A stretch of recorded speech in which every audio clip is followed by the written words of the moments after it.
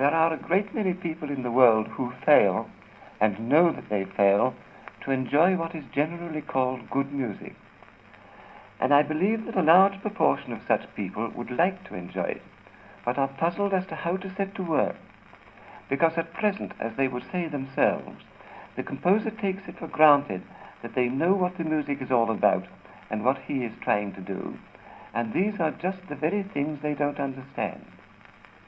So in these short talks, I am going to try to get you to see certain things about music which every intelligent listener ought to understand. And I am going to begin right at the beginning.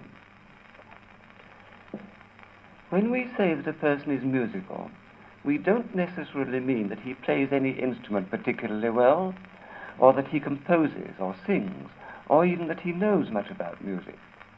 We are only saying that we think he is fond of music, possibly rather more fond of it than the average person, in that he might even go a little out of his way to hear music, and would tell you that music is one of the things that counts quite definitely in his enjoyment of life.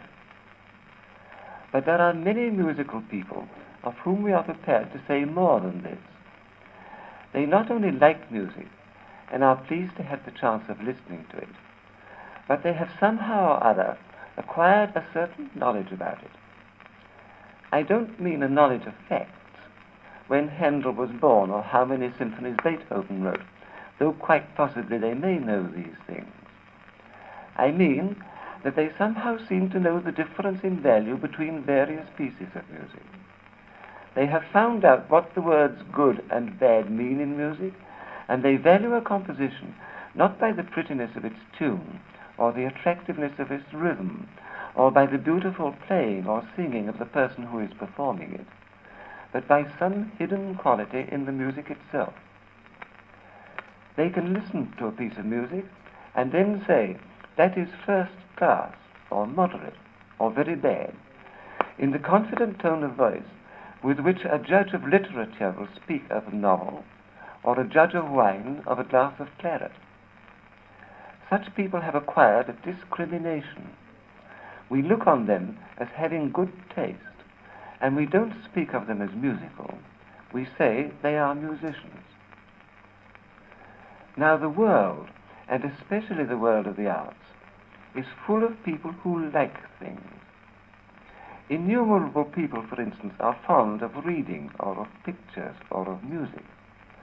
And education in any branch of art means transforming such people from mere likers into appreciators, that is to say, people with discrimination or taste. For all the people who like reading, only a very few are judges of literature, and of all those who like pictures, a very small minority are judges of painting. Yet most men and women would like to be good judges if they thought it was possible. We should all of us feel a little hurt if we overheard anyone saying that we had no taste. And the cheering thing about taste is that anyone can acquire it who will take the trouble. It is not one of those accomplishments which we must go without if we did not happen to acquire it when we were young. A man of 50 who has never listened to a composition in his life, if he was suddenly seized with a love for music and is prepared to take it seriously, may without any special difficulty become a first-rate critic. And I know there are a great many musical people in the world who would like to be discriminating musicians, to feel sure whether a particular piece of music is good or bad and why it is so. So if you happen to be such a person, I am going to try to help you to make the first steps towards musicianship by telling you a few things about it which you might not realize if you were left to think out things for yourself. And the first step is this. If you are sufficiently educated in any branch of life to be considered a reasonably good and discriminating judge, ask yourself how you reached that stage. I think you will find that there are 3 essential preliminaries. If you are a good judge of cricket, and someone who knows nothing about the game desires, under your tuition, to understand it, you would intuitively know that 3 things were necessary. He must see as many games of cricket as he can in order to become familiar with the principles of the game. He must learn a certain number of technical terms, such as cut and drive and leg before wicket, in order to be able to talk and to think clearly about it. And he must see as much as he can of first-class cricket in order that he may get his standards right. It would be exactly the same if you or I wished to become good critics of painting. We must see a lot of pictures. We must learn at all events a minimum of the artist's jargon, so that we know, for instance, what is meant by saying that the perspective of a picture is wrong. And we must see all we can of the great masterpieces. If the same plan is followed in music, it is absolutely certain, provided that you begin with a love of music, that the moment will come when you feel that you can say with certainty whether a piece of music is good or bad or something in between. You must hear a lot of it. You must become familiar with a few words such as symphony, program music, discord, or fugue. And you must listen to, even if at first sight you fail to appreciate, compositions by the great masters. Any human being who possesses discrimination in anything has acquired it in that way.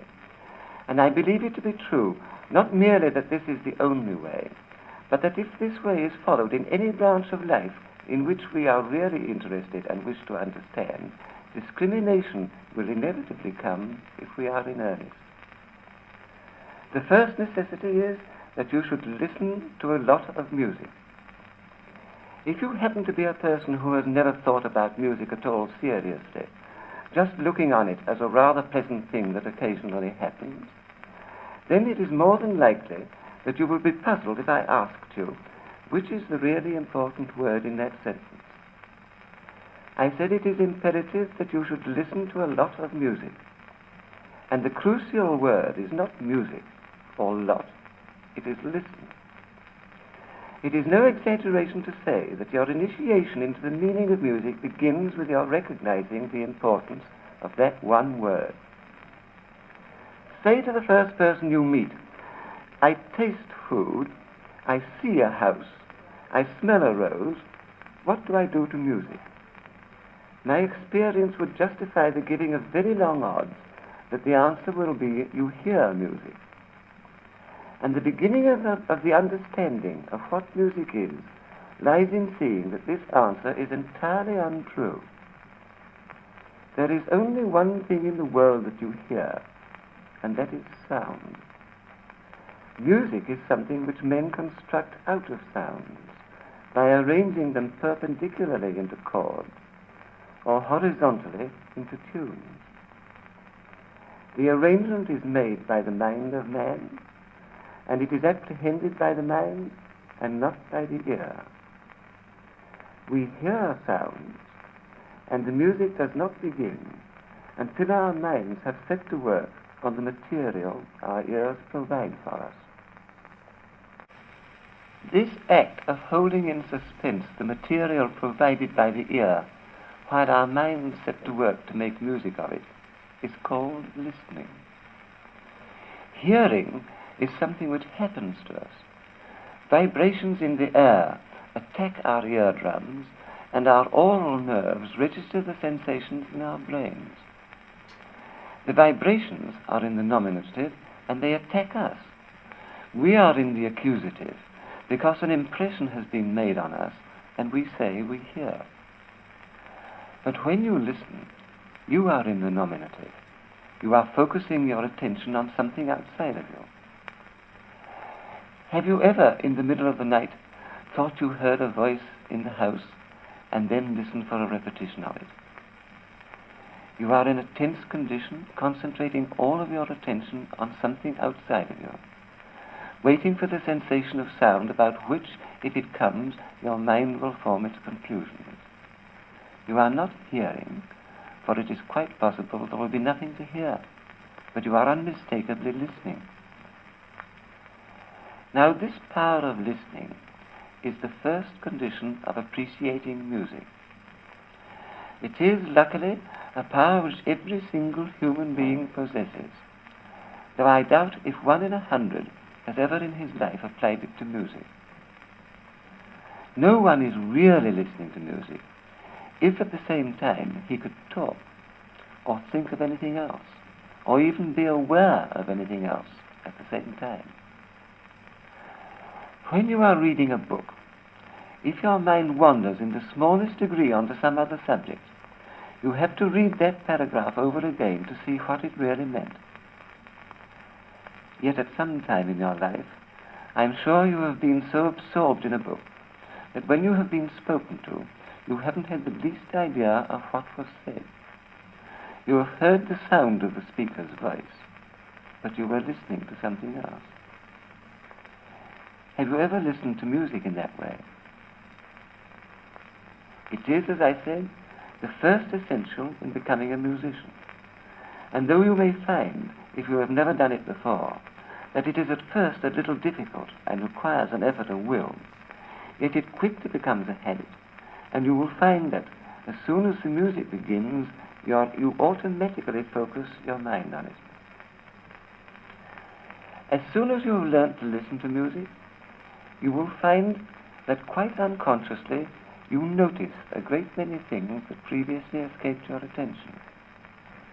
You will discover, for instance, that you can roughly divide all compositions into 2 classes.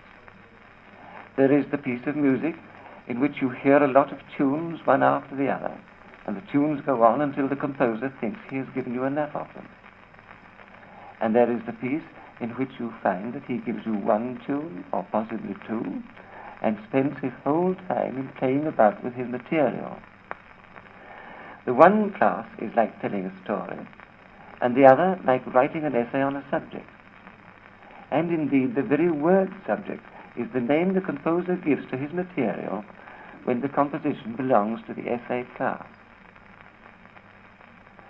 When you have noticed the existence of these 2 classes, you will very soon find, possibly to your surprise, that almost every piece of music written by composers of recognized standing has to be classified as an essay and not as a story.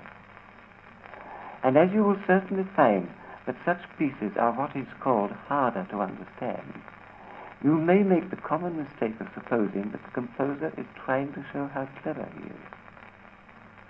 But that is very far from being the true explanation. If you have ever tried to tell a story to small children, you will know that the one essential is to fill it with incidents. The more of them, and the more surprising and exacting they are, the better. The children will not apply any searching intellectual tests to your story, or throw any doubts on the coincidences and improbabilities. But if your story is for grown-ups, you know that their minds make greater demands on the construction and coherence of your plot. And if you write a story for really educated people, you know that their demand for mental satisfaction is even greater. Indeed, they read your book not really for the things that happen in it, but for the way in which you treat the conflicting passions that move humanity. That is to say, our interest in a story, as our minds develop, changes from the objective interest of the child in incidents to the subjective interest of the grown-up in motive. It is precisely the same in music. A string of disconnected or repeated tunes is all that a child asks for or can understand.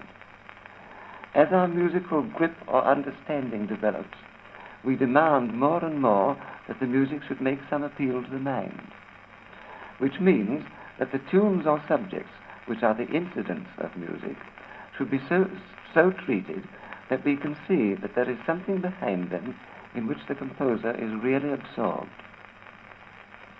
You must not jump to the conclusion that music in the story class is necessarily bad, and that in the essay class necessarily good. For some of the greatest composers have written some of the simplest tunes and left them without comment, and some very learned and unmusical composers have written intolerably dull specimens in the essay class. But the 2 classes will serve as an explanation of the word classical, and will help you to get rid of the suspicion that classical means old. For there are composers today who are just as classical as any of the ancients, since all music is classical, in which the important thing is not the material, but what the composer does with it, not the immediate appeal to the feelings made by its tune or subject, but the deeper appeal made to the mind by its treatment. That is roughly the music in the essay class. The other kind, that is all music which is not classical, clearly ought to have a name too, and so one has been invented for it. But the name is not, as most people suppose, modern, since, as I said, dates have nothing to do with the matter. The real point is that this other kind of music appeals directly to the feelings with a minimum employment of the understanding, so it has been nicknamed romantic. Anyone who has got clearly into his mind this one point has made a definite and important start along the road which ends in discrimination. No educated person is content to remain all his life in the childish frame of mind which enjoys a picture solely because of the story it tells, or because of its attractive colors. He knows that liking it on those grounds is superficial, because he has discovered that a good picture means something for him outside of and independent of its subject, and he is glad to have got beyond the stage when his appreciation of a picture was so unsophisticated. And the first step in musical understanding, after learning to listen, is to grasp what the composer is doing with his material, instead of concentrating on what that material happens to be.